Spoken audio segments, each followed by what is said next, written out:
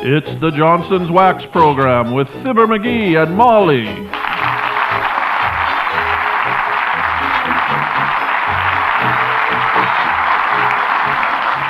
The makers of Johnson's Wax and Johnson's Glocoat present Fibber McGee and Molly, written by Don Quinn with music by Lily Mills and the Stay-at-Home Troubadours. Tonight's show opens with Clementine by the May Family Trio.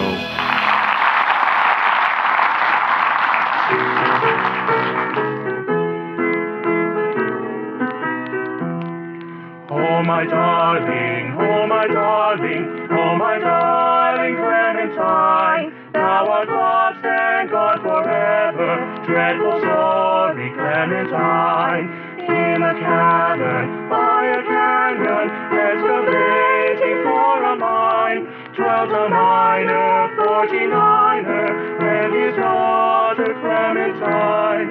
Oh my darling, oh my darling, oh my darling Clementine, thou art lost and gone forever, dreadful sorry Clementine. Oh my darling, oh my darling, oh my darling Clementine, thou art lost and gone forever, dreadful sorry Clementine.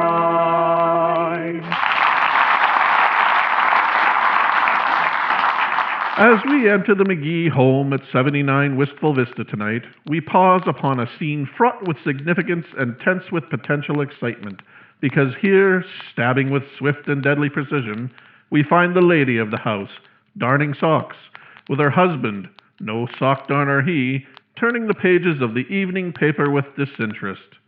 Yes, as it must come to all men, Tuesday evening comes to Fibber McGee and Molly.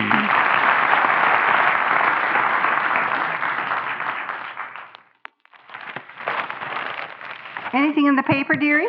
Well, here's a story about... Heavenly days, how on earth do you wear out your socks like these? I can't even tell which end to mend. Well, can I help it if I wear them out? I'm an active guy.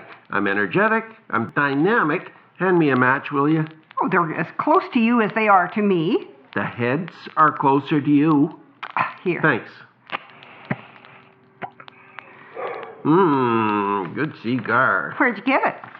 Mort Toops just had a baby. Boy or girl? Who, Mort? He's a boy. His wife's a girl. You don't say. Isn't biology interesting? McGee, did you ever do any mountain climbing? Why, yes, years ago. Why? Well, these must have been the very socks you had on. But why didn't you wear your shoes, too? Don't be so fussy. Socks ain't immortal. Hey, says here that Wistful Vista's got a crime wave. Really? Yeah, listen to this. Police seek members of shakedown racket. Gangsters invade city. Extort money from citizens for protection. Mayor Latrivia indignant. Ain't that a panic? What's hilarious about that? It's a lot of baloney. Newspaper talk. Somebody swipes a chocolate bar out of a drugstore and makes a getaway on a hot tricycle. Mayor Latrivia starts blatting on about a crime wave. She wouldn't know an egg if she took it out from under a hen. Well, you're certainly a typical citizen, McGee. What you mean? Oh, you holler for honest city officials, and then when they go to work for you, you say, oh, politics. Well, I bet $1,000 there ain't a racketeer or a gangster within 100 miles of here. Come in. Well, if it ain't Ronald Coleman, and it certainly ain't. What you want, bud? Fibber McGee and Molly live here. Yes, they do. And don't tell us you're working your way through college either. We already subscribe to Life, Time, Pick, Pook, Poke, Pack, Collier's Post, Better Homes and Horses. But look. We take look, too. Yeah, but listen. Listen? Now that's a new one on me, bud. Picture magazine? Wait a minute. You better listen to what I'm gonna say, folks, or you're gonna be sorry. Is that so? What are you selling? Protection, lady. Well, we don't want any What? Was that protection? Yeah. The boss thought you'd be good prospects. First, let me ask you a couple of questions. Don't talk to him, McGee. Look, lady, would you try to keep a guy from earning an honest living? Honest living, my grandmother. Good for her. Now look, I warn you, we've read about you people in the newspapers. that's swell. It's advertising that breaks down the consumer resistance. Now look, you like this little house, don't you, buddy? You wouldn't want nothing to happen to it, or to the little woman. Now, wait a minute, Bud. You ain't scaring me. Hey, open your eyes, Bud. Well, I'm holding a vision. I'm seeing a vision of you and your wife. It's midnight. You're on the street, shivering with cold. There was an explosion. The house is burning down. Yours is ruined. And why? Because you didn't have any protection.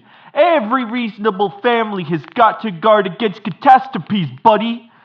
Now, for only $5 a week. Don't talk to him, McGee. Call the police. They're probably in on this, too. I'll handle this myself. Now, look, Bud. One more threat out of you and... Who's threatening? One more word out of you, and I'll beat your skull down till you have eyebrows for mustaches. I ain't afraid of you or your whole mob. Now beat it. Okay, mister. Let's not be too hasty. I'll be back with a sample and... Get out of here. Good for you, McGee. I thought for a minute you were gonna slug him. If he'd said one more word and been 20 pounds lighter, I would have. The idea of trying to shake down a couple of law-abiding citizens like us, it's preposterous. Well, do something. Don't just stand there. Get a move on. I'm afraid to. Why? You'll scold me for wearing my socks out. McGee, please. Call the mayor. Call the police. Call Edward G. Robinson. Come on, let's go down to City Hall and... Oh, dear. McGee, you don't suppose he's back? Oh, what if he is? They can't intimidate Fibber McGee. Good for you. Give me 5 minutes and then open the door. I'll run out the back way and down the police station. Oh, no, you don't. You stay right here with me. Ready. No, McGee. Don't hit her. It's Lily Mills. Wow, Lily.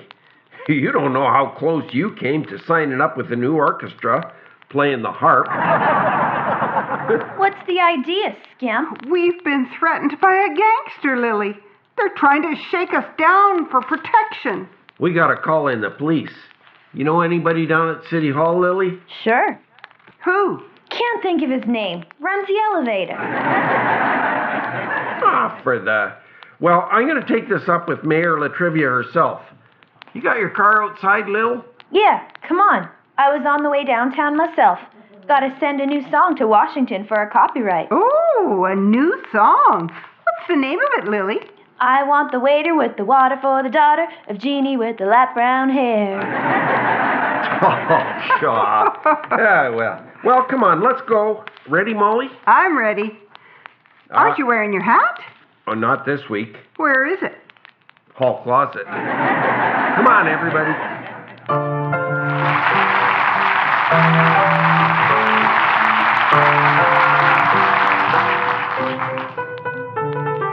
Pack up all my cares and woes, feeling low. Here I go. Bye, blackbird. Where somebody waits for me, sugar sweet, so is he. Bye, blackbird.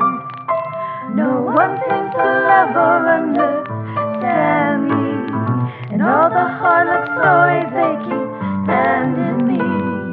Where somebody shines a light, I'll be coming home tonight. Bye, blackbird, blackbird, bye.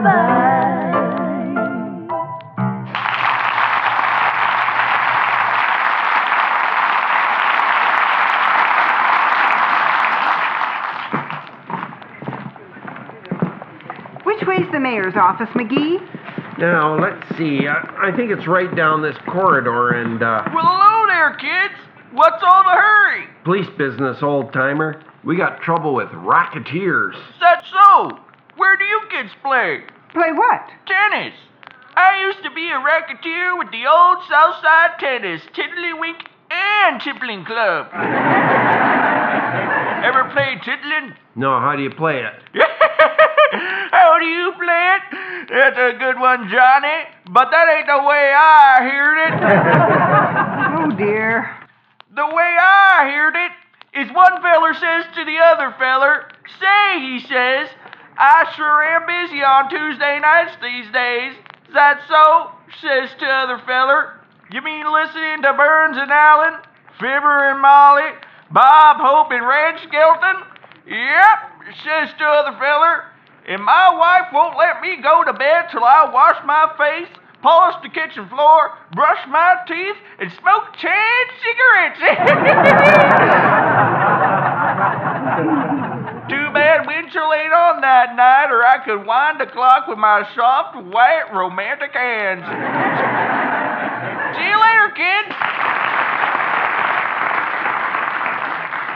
Gabby, old fuddy-duddy. How old do you suppose he is, McGee? I don't know, but he used to have a livery stable, and he's got an autographed picture of Paul Revere. Well, this isn't getting our job done. Do you think Mayor Latrivia will see us? She better see us.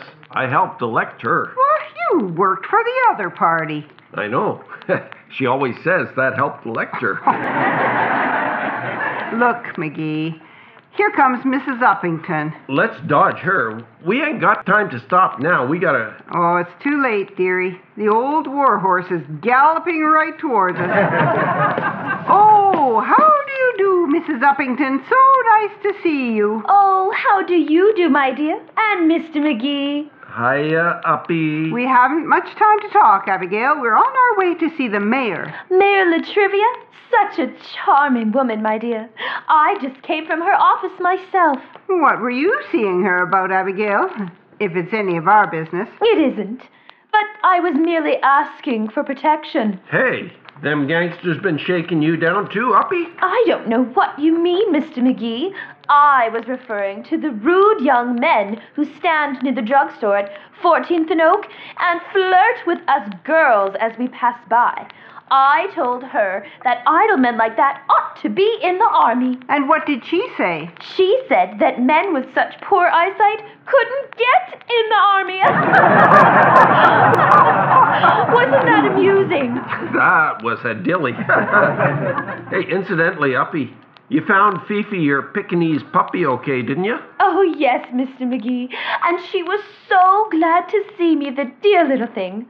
I had left her in the beauty parlor, you know. Yes, I remember, Abigail. What kind of hairdo did you get? Puppador? Oh, Mrs. McGee, a puppador. Oh, that's a pun, isn't it? Yeah, a hair pun. Get it, girls? Uppy says, is that a pun? And I snaps right back with Oh, it ain't funny, McGee. It ain't? Oh, No.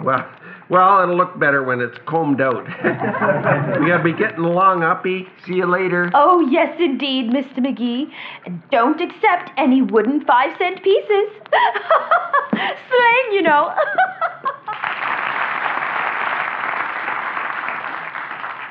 Wooden 5-cent pieces? Oh, I'm afraid Abigail is one village belle who should have been told what it was all about. Hey, we gotta get going. We don't want to get home and find the place a heap of ashes. I should say not. Now, where is the mayor's office? Well, I better make sure. Let's ask in here. And I say once again, Mr. Assessor, you're taxing them too much. It's outrageous. And as a citizen of this community, I say... McGee, it's Mr. Wilcox. Yoo-hoo, Mr. Wilcox. Oh, hello, Molly. Hiya, Fibber. What are you crabbing about now, Wilcox? Who's taxing who too much? Do you realize, Fibber, that in some of our institutions, they still scrub the linoleum in the old-fashioned back-breaking way? And I say it's too much of a tax on the strength of our janitors. That's why he went into radio instead of pictures, folks. He's allergic to mob scenes. I certainly am. That's why I sell Johnson's self-polishing Glocoat, the finest no-rubbing, no-buffing floor polish that money can buy. Shines as it dries in 20 minutes or less, and saves the taxpayers money by preserving the life and beauty of the linoleum in our public institutions. Well, don't get so excited, Wilcox. One of these days, you're going to explode from spontaneous combustion. Well, I can't help it. Think of our janitors not having the full advantage of cleanliness and economy. And they should also be told that there is only one Johnson's genuine self-polishing Glocoat, and not to accept substitutes. Do I make myself understood? I think so, Mr. Wilcox. But just to make everything clear, will you go over it again next week? Oh.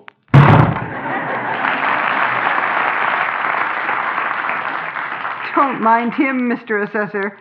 He's got a single-track mind. And it leads right up to the loading platform at Racine, Wisconsin. Hey, where's the mayor's office? Right next door. But you better hurry. His honor's just about to leave for the Evening Gazette. They're dedicating a new gossip column. What's the mayor going to do there? Turn the first spade full of dirt. Thanks, bud. Come on, Molly. Here it is. At about time, too. I was thinking we'd have to call this The Rover Boys in the City Hall. Or Why the Old Mayor Turned Gray. Hiya, Mayor Latrivia. Shh, quiet, McGee. Can't you see the mayor's on the phone? Yes, this is Mayor Latrivia speaking. Who? No, madame, I was not aware that the elm trees in the park were in such bad condition. Thank you for calling. I shall take it up with our committee for the city, beautiful. I mean, for the city, beautiful. Goodbye. Ah, Mr. and Mrs. McGee. Hey, look, Latrivia, we're in a spot. We need protection. From what? Gangsters. What are they after you for? Protection. Now, wait a minute. Start at the beginning and tell me the whole story. Okay. I was born in Peoria of poor but honest parents one cold November day. McGee, you don't have to go back that far. Huh? Oh. Look, Miss Mayor, a man came to our door and said that for so much a week we wouldn't have to worry about our house being blown up or burned down, and he said he'd be back later. Well, I don't blame you for being frightened. What do you mean, frightened? I could have slapped him down with a sheet of Kleenex. Frighten my eye. If I ever... Quiet, McGee. Look, Miss Mayor, what are you going to do? We'll give you the full cooperation of our entire police force, Mrs. McGee. Ah, thanks, Latrivia. What you gonna do? Drag out the throw net? We call it throwing out the dragnet, McGee. Miss Caldwell, connect me with the police radio. Hello? Is this W9XJPD12X12W? Some station. They have to buy a half hour's time to give the call letters. Oh, quiet, McGee. This is Mayor Latrivia speaking. General alarm. Put me on the air. Isn't this exciting, Molly? Attention all cars. Attention all cars. Murphy, quit fiddling around with that windshield wiper and pay attention. Yes, ma'am. Attention all cars. Surround the block at 79 Wistful Vista and stand by. Let everyone in and no one out. Suspected shakedown. Officer Nichols staked out in house. I will repeat. Surround the house at 79 Wistful...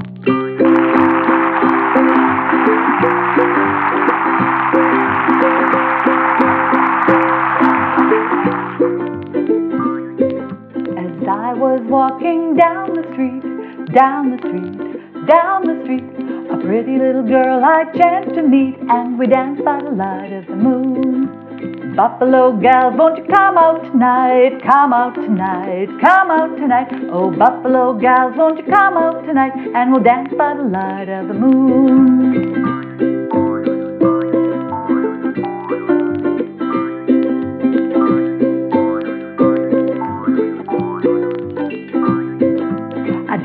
the gal with the hole in her stocking, and her knees were a-knocking, and her shoes were a-rocking. I danced with the gal with the hole in her stocking, and we danced by the light of the moon. Oh, buffalo gals, won't you come out tonight? Come out tonight, come out tonight. Oh, buffalo gals, won't you come out tonight? And we'll dance by the light of the moon. I said, buffalo gals, won't you come out tonight? Come out tonight, come out tonight. Oh, buffalo gals, won't you come out tonight? And we'll dance by the light of the moon.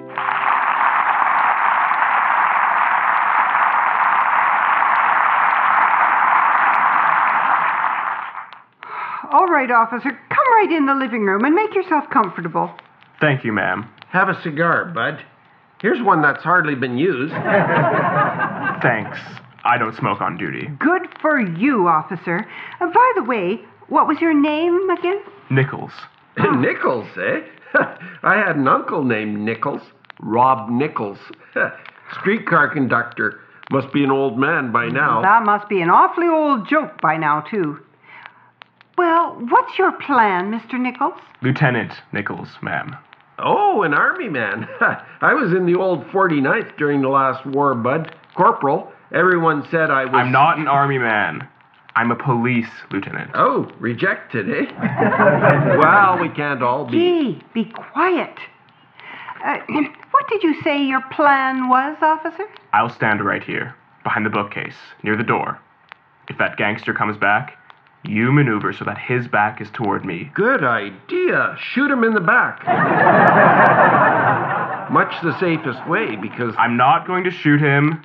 I'm going to slip the handcuffs on him. Oh. Very well, officer. When McGee opens the door, What do you mean, when I open the door? You open the door. I'll be under the Davenport, so if he overpowers the lieutenant, I'll leap out like a thunderbolt. Thunderbolt is right. He'll thunder and you'll bolt. Now, let me see if I have this right, Lieutenant. I understand it, Molly. The minute a knock comes at the door, like that, I'll be standing... Hey, that was a knock at the door. Let me pass, Molly, let me pass. Where are you going, McGee? Down in the basement. Find a piece of rope in case I have to tie him up. You wait here and... Take it easy. I'll handle this. Ready? Ready? Don't be nervous, officer. I'm right behind you. Well, let go of my hand. Open the door, Mrs. McGee. Good day, Mrs. McGee. Oh, my goodness! Don't choke me, dear. I'll be good. Hold it, officer. That's the wrong man. This is a friend of ours. Oh, I'm sorry. Did I hurt you, sir? Well, a little, but don't mind me.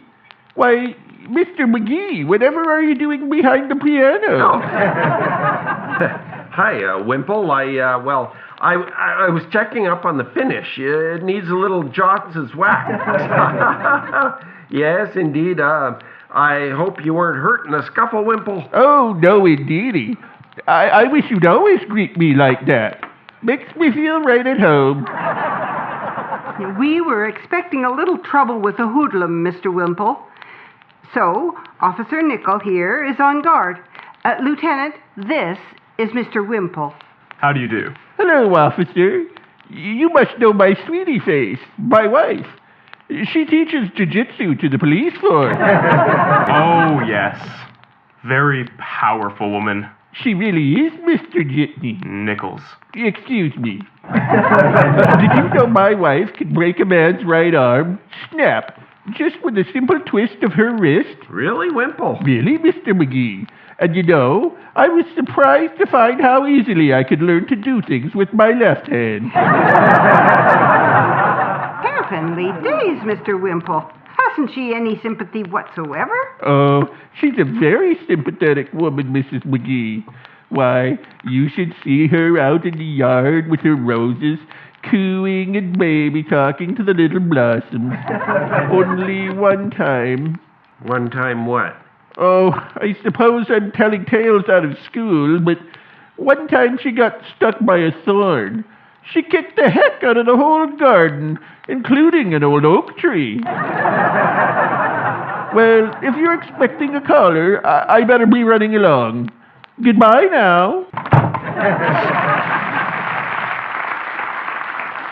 Strange little fellow, isn't he? A bit henpecked, you'd say? Henpecked? That guy leads such a dog's life he bays at streetlights. Why, I never... Oh my gosh, there he is. Get behind the bookcase, bud. You sit down, Molly. I'll sit on your lap, and he'll think we're sweethearts. And if he's got any human sentiment, he'll... Be still, McGee. You be ready to back up Officer Nichols. Okay, I be ready to back up the officer. All right, Mrs. McGee. Let him in. Oh, how do you do? Aren't you the man who wanted to sell us protection? That's right, lady. And this time, I think I can convince you. Hey, what's the big idea? Sock him, Nichols. Sock him. Where's your spirit? Get in there and fight. Get in there yourself, McGee. I don't want to hog the glory, Molly.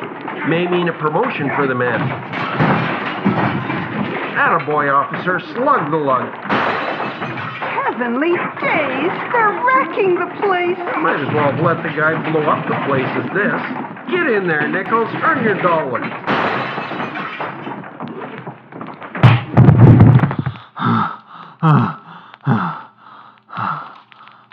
Well, now that that's over, let's talk about business.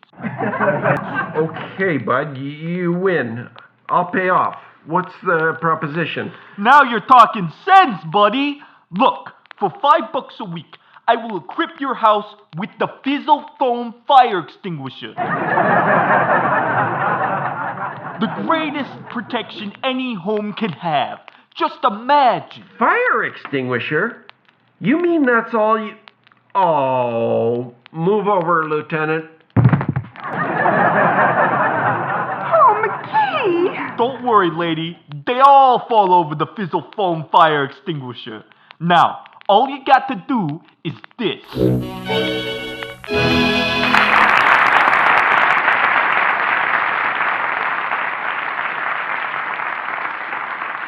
Fibber McGee and Molly will be right back. But first, in these trying times, a little kindness and community spirit go a long way. That's why it's so nice to see businesses in our community stepping up and taking the lead. Businesses like the Indian Head Bakery, with its High Five Pay It Forward lunch program. For weeks, these fine people have been delivering delicious food and smiles to people who could really use it. So thanks to everyone at the Indian Head Bakery, and thanks to all the people and businesses in our community who are helping to make a tough time a little bit better.